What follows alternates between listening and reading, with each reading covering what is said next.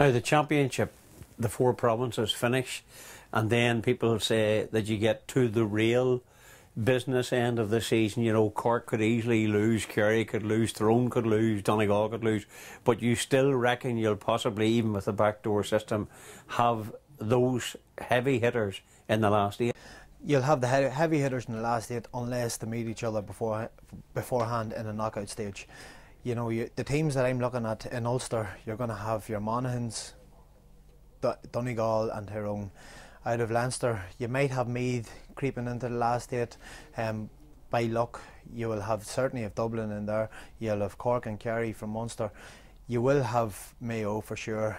Possibly a toss-up between Roscommon and Galway. If I was to select one now, I would go for Roscommon. So you're going to have the heavy hitters, the top teams, maybe with one surprise package sneaking in there, getting a good run in the backdoor qualifiers.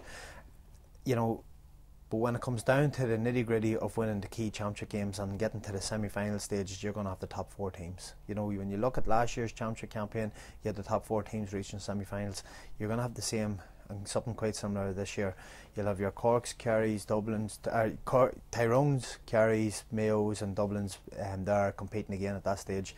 And realistically, there's going to be no other team outside of those 4 or 5 teams that will go and win the All-Ireland.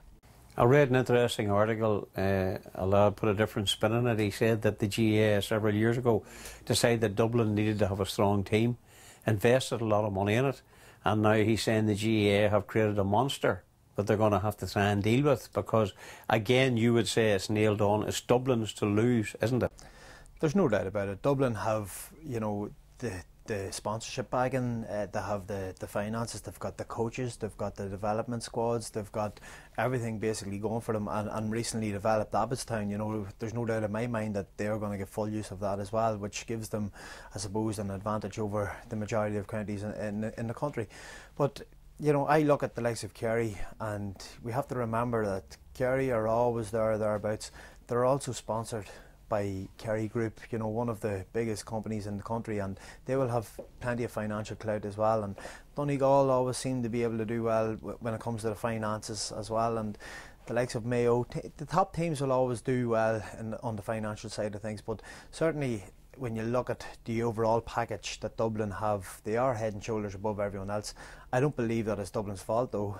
Maybe there has been a monster created, but I believe that, you know, if a team can go and compete and really believe in themselves and compete against Dublin, then, you know, the tides could certainly turn. But Dublin are the team that they are the benchmark at the minute. They've got all the top quality players, but I know for sure if I was representing Armagh coming up against that Dublin team, I would cherish the opportunity to come up against some of those boys, because I believe I would still be able to compete and take some of those boys on.